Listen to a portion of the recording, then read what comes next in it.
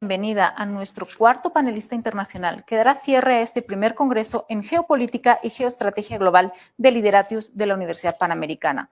Señor embajador Matania Cohen, doctor honoris causa en Relaciones Internacionales de la Universidad Albert Einstein de El Salvador, actual embajador de Israel en Guatemala y El Salvador, ex embajador de Israel en Honduras y Belice, capitán de las Fuerzas de Defensa de Israel, IDF por sus siglas, ex jefe adjunto de misión de la Embajada de Israel en Perú y Chipre, consejero en Departamento de Economía del Medio Oriente y responsable de los lazos económicos entre Israel, la Autoridad Palestina y los países árabes, excónsul en el Consulado General de Israel en Miami.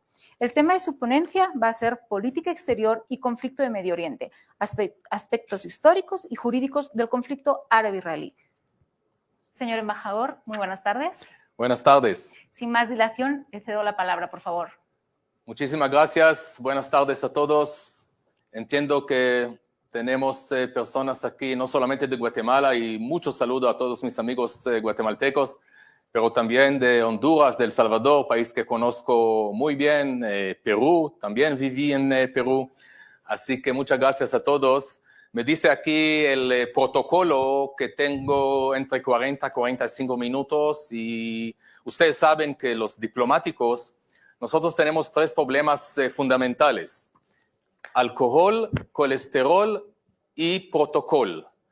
Bueno, colesterol no veo aquí ningún problema, alcohol tampoco, solamente botella de agua, así que quiero ser ok con el protocolo y empezar. Así que muy honrado de ser presentador en este Congreso Internacional de Geopolítica y Geoestrategia Global de UPANA.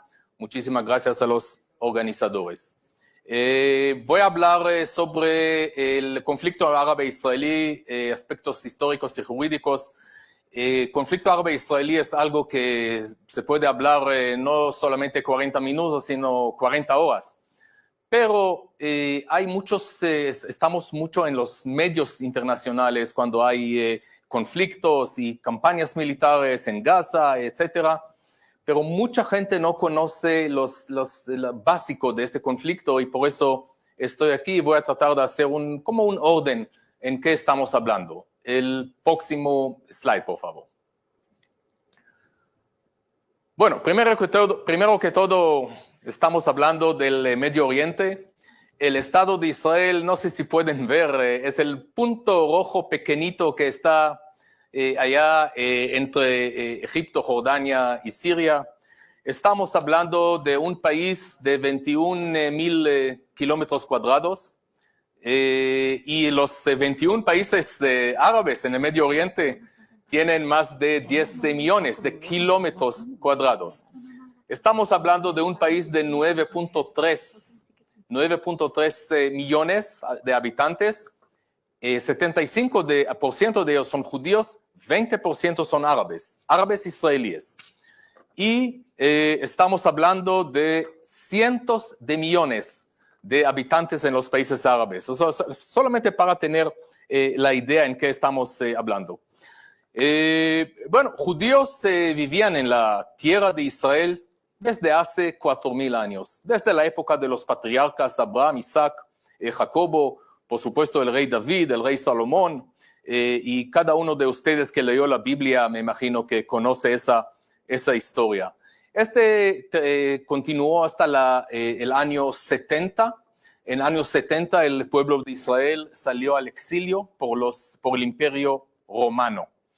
Y desde entonces, desde el año 70 después de Cristo hasta el siglo XIX, el pueblo judío que estaba alrededor del mundo, en 100 países diferentes, hablando 82 idiomas diferentes, no dejaba de soñar a retornar, a regresar a su patria histórica, a su hogar nacional. Entonces, estamos hablando de una historia que dura 4,000 años. Ahora, el Islam, hay que solamente dar este hecho. El Islam fue creado por el profeta Mahoma en el año 637 después de Jesús. Estamos hablando 2,600 años después de Abraham. Y otra cosa que hay que decir en el inicio, nunca en la historia de todos esos 4,000 años, nunca existió un Estado independiente que se llamaba Palestina. El próximo, por favor.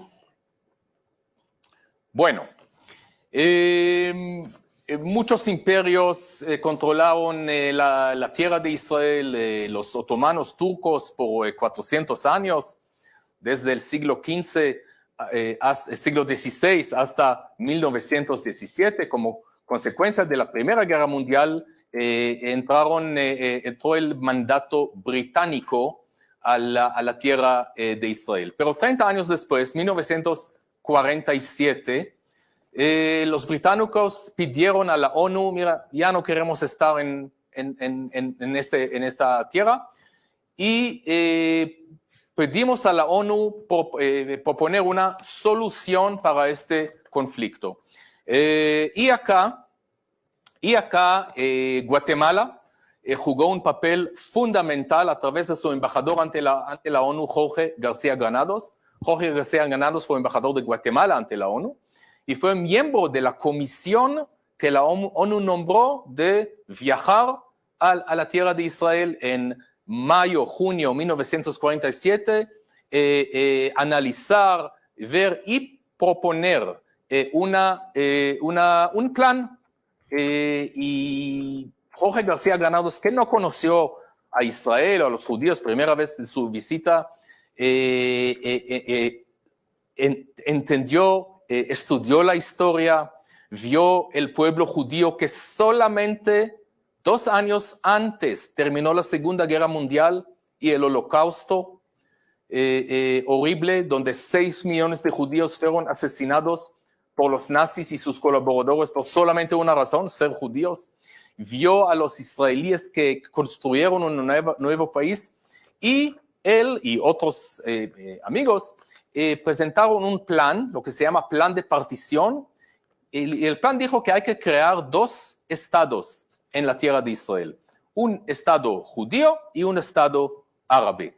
Y en 29 de noviembre de ese año, 1947, fue la votación famosa en la ONU, donde este plan de partición fue aceptado por una mayoría. Quiero decir que 40% de los países que votaron a favor de este plan fueron países de América Latina y el Caribe. Así que el Estado de Israel tiene una deuda histórica para este continente. Hay que decir eso ya al inicio. Gracias a esos países se estableció el Estado de Israel. Pero ¿qué pasó? El lado árabe, los países árabes, como ustedes pueden ver, Egipto, Jordania, Siria, Líbano y más, y los árabes que vivían en la tierra de Israel, rechazaron lamentablemente este plan. Si aceptarían en 1947 los árabes este plan de partición, podríamos ahorrar 73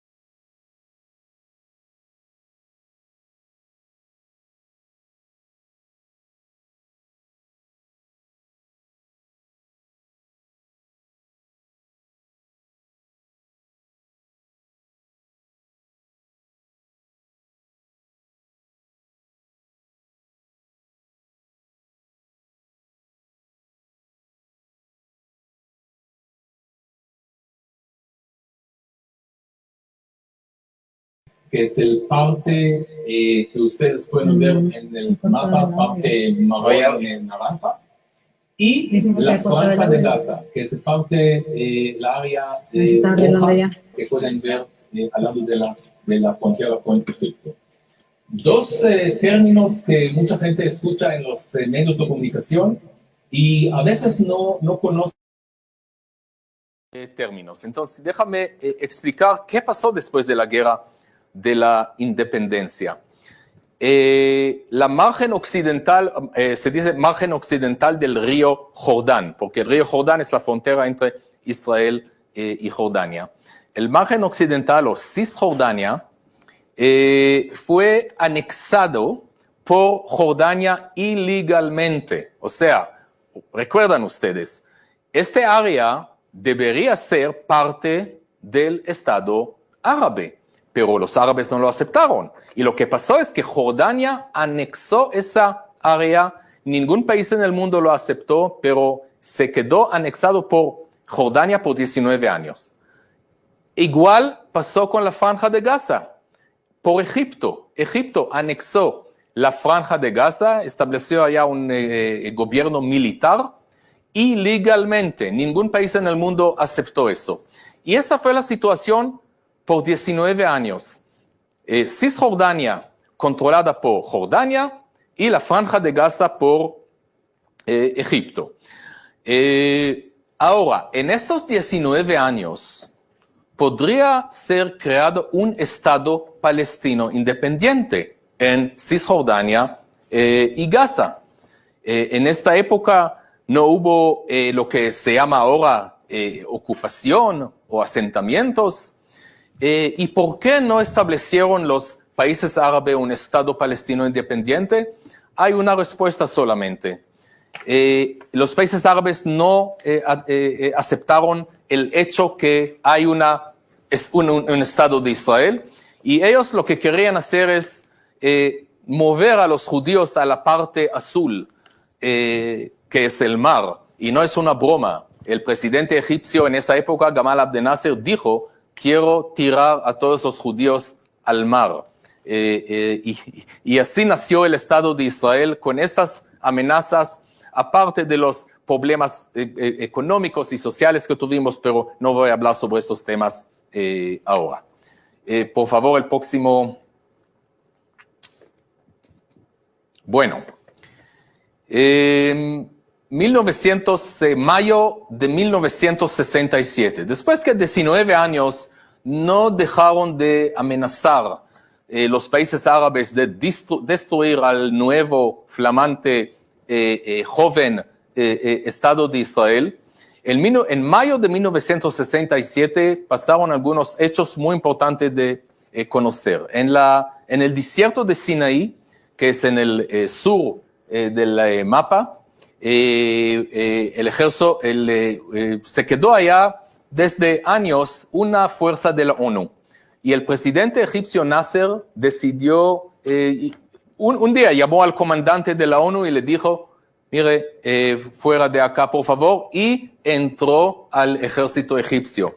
Ese no fue algo que nosotros acordamos en la guerra de consecuencia de 1948. Entonces, él decidió entrar su ejército para amenazar al Estado de Israel. La ONU desapareció. Y otra cosa que él hizo, pueden ver en el mapa, en la parte más abajo del mapa, hay dos islas.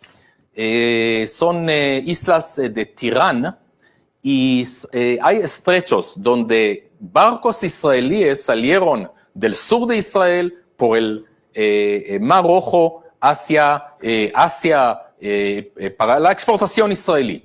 Y esa fue una salida muy importante para la economía israelí. Y el presidente Nasser decidió cerrar estos estrechos para barcos israelíes, y realmente, y otras amenazas, y también parte de los otros países árabes. Ese fue lo que se llama en el latino casus belli, Israel decidió reaccionar.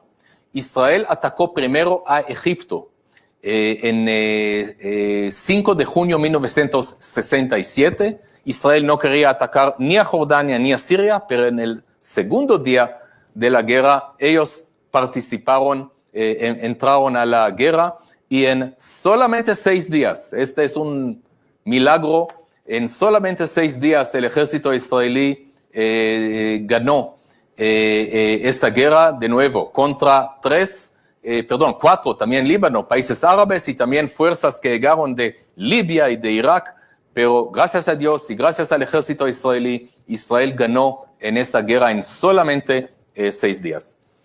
Por favor, el próximo. Bueno, y ahora hay una nueva realidad geopolítica en el Medio Oriente a partir de 1967.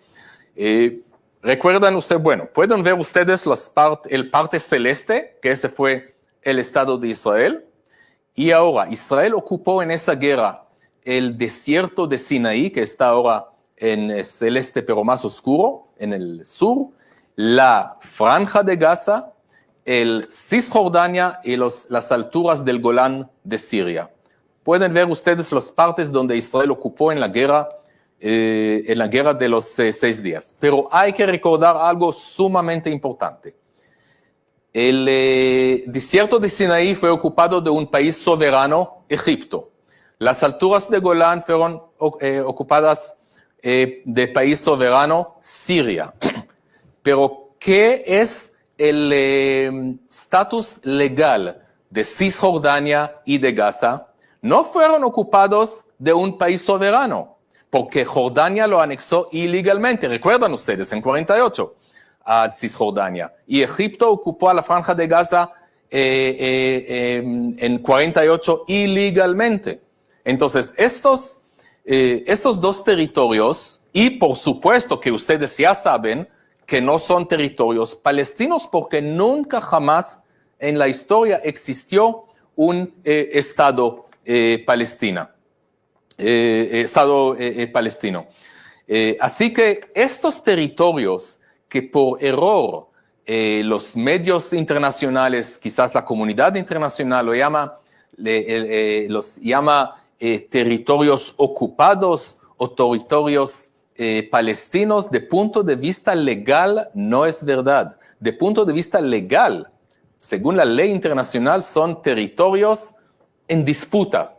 Sí podemos decir, pero no territorios ocupados. Se puede ocupar territorios solamente de países soberanos y aquí, en los 2 casos, de Cisjordania y de Gaza, no estamos hablando de países soberanos. Es sumamente importante recordar para todos los 50 y tantos años después. Por favor, la próxima. Bueno, la resolución 242 del Consejo de Seguridad de la ONU en noviembre de este año 67 es, creo, la resolución más importante en la historia del conflicto árabe-israelí. Es primera vez en 19 años, recuerdan ustedes, desde 48, que la ONU habla sobre la necesidad de llegar a la paz en el Medio Oriente. Yo marqué allá 3 cosas muy importantes. Bueno, el primero, que hay que establecer una paz justa y duradera en Oriente Medio. Y la segunda que marqué dice así, es muy importante, de nuevo, punto de vista legal. Retiro de las fuerzas armadas israelíes de territorios que ocuparon durante el reciente conflicto. La guerra de los 6 días. Retirar de territorios. No dice retirar de los territorios, como quieren los países de los palestinos ahora, etc. Ese es sumamente importante. Retirar de territorios. Y 2b, abajo, lograr una solución justa del problema de los refugiados, tanto judíos como árabes. Pero en toda esta resolución, y pueden leerla como quieran, no existe la palabra palestinos. Y eso es muy importante de decir, porque el pueblo palestino empezó de crearse solamente pocos años después. El próximo slide, por favor. Bueno, aquí la ciudad de Jerusalén también es una ciudad, la ciudad santa a los tres religiones monoteístas, judaísmo, cristianismo y el islam. Jerusalén fue fundada hace 3000 años por el rey David.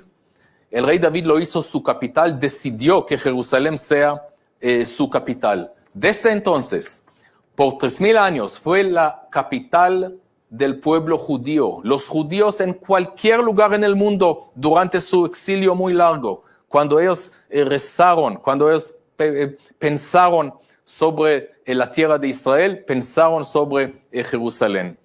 Jerusalén nunca en el pasado, es un hecho histórico muy simple de chequear, nunca en el pasado ha sido la capital de ninguna otra nación. Todos los imperios, países que ocuparon a la tierra de Israel durante siglos, ni uno de ellos lo hizo su capital.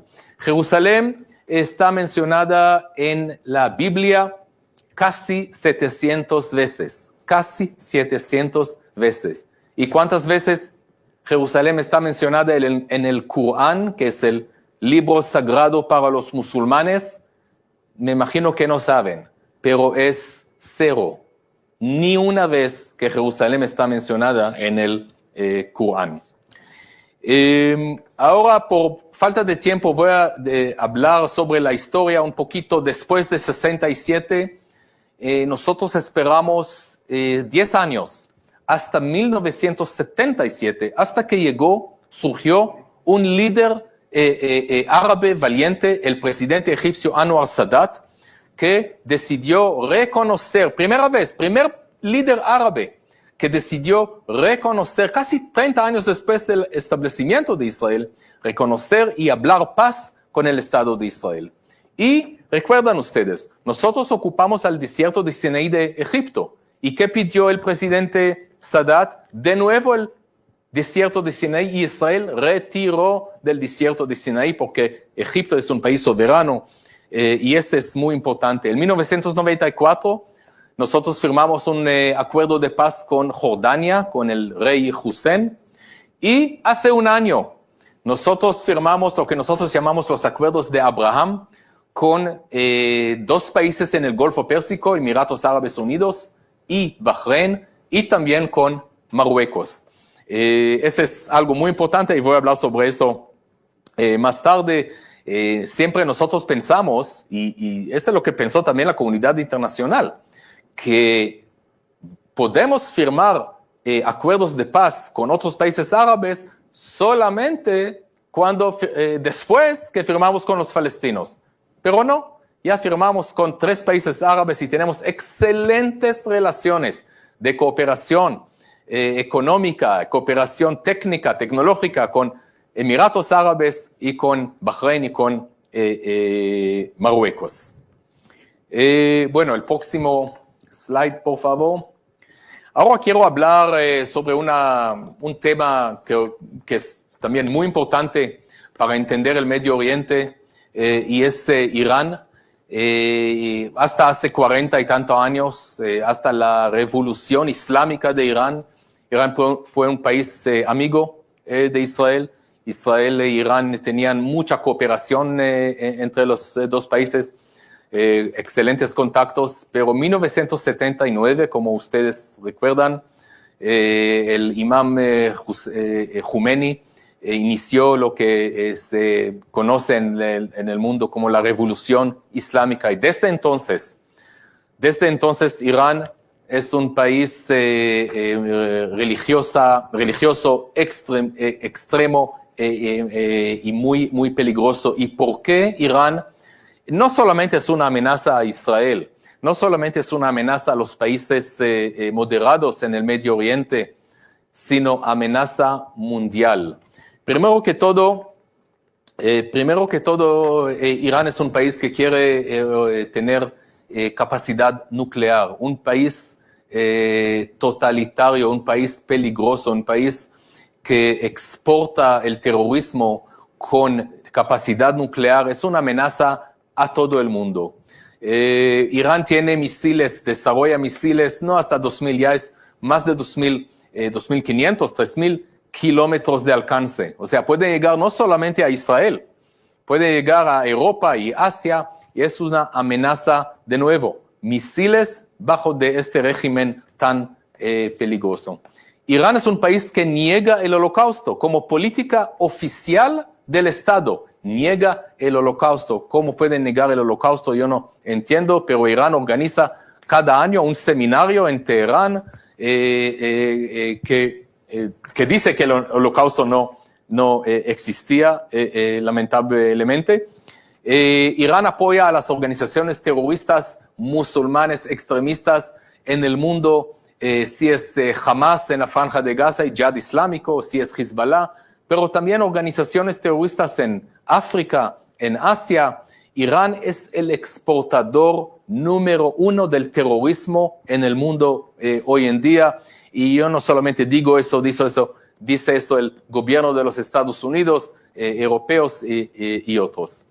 Irán es el país responsable de los atentados terroristas, primeros atentados terroristas de grupo, organización terrorista que tiene el apoyo de Irán, que es Hezbollah, pero primer atentado terrorista en América Latina, 1992, un atentado terrorista contra la Embajada de Israel en Buenos Aires, con más de 20 muertos, 80 heridos, y de 2 años después, en el edificio de la AMIA, de la comunidad judía en Buenos Aires, otro atentado terrorista con decenas de muertos.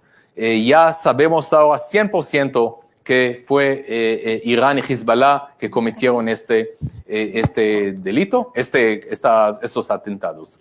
Y Irán continúa cada año con sus declaraciones contra Israel. Y por favor, el próximo. Irán, por supuesto, no es un país democrático. Allá tienen lo que ellos llaman líder supremo religioso iraní. Y cuando tienen elecciones para elegir el presidente, tampoco son elecciones libres, por supuesto. Y el líder supremo, pueden leer ustedes, son palabras horribles, que el régimen sionista, que es Israel, es un perro rabioso y animales, y y solamente son pocas de sus declaraciones. El próximo, por favor. Bueno, Hamas es una organización terrorista que fue creado en los 80 por Irán. Recibe sus armas, municiones, entrenamiento, dinero de Irán, y esa es la carta fundacional de Hamas. Pueden leer eso en cualquier página web o hacer en Google, carta fundacional de Hamas. Bueno, pueden leer eso, que el Islam va a obliterar al Estado de Israel. No hay solución para el problema en el Medio Oriente, es solamente lo que dice en el fin, solamente a través de jihad. Jihad en árabe quiere decir guerra santa. O sea, es una organización terrorista que no reconoce el derecho del Estado de Israel de existir, y esa es la organización que ahora tiene decenas de miles de miembros en la Franja de Gaza, pero voy a hablar sobre eso ahora. Por favor, el próximo. Bueno. ¿Recuerdan ustedes la Franja de Gaza? Esta franja pequeña roja entre Israel y Egipto. Israel la ocupó en 1967, pero en 2005, bajo presión de la comunidad internacional, y bajo promesas de la comunidad internacional, que una vez Israel se retira de la Franja de Gaza, no será ningún problema, los palestinos van a establecer allá su Estado pacífico, etc. Israel se retiró de la Franja de Gaza en 2005 y le entregó a la autoridad palestina. Solamente 2 años después, solamente en 2007, Hamas ocupó en un golpe militar violento contra la Autoridad Palestina ocupó la Franja de Gaza.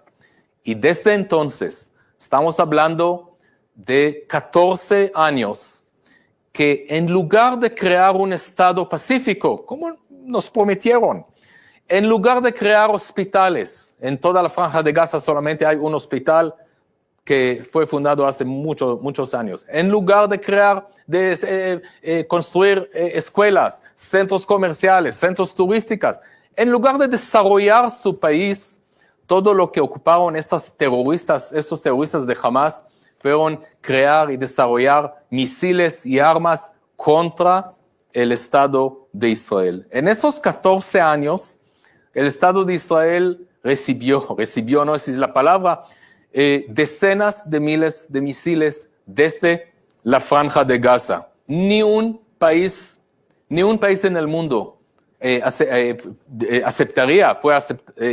podría aceptar esa situación. Ser amenazado diariamente por los terroristas, se pueden ver los terroristas de Hamas, y todo el territorio del Estado de Israel, hasta hoy en día, está amenazado por estos misiles de Hamas. Y ahora, ¿por qué pueden ver aquí en las fotos globos?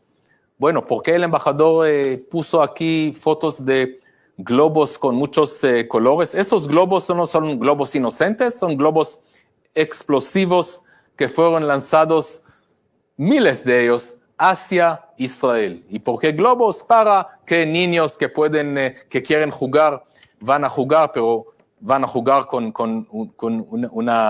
un globo explosivo. Y también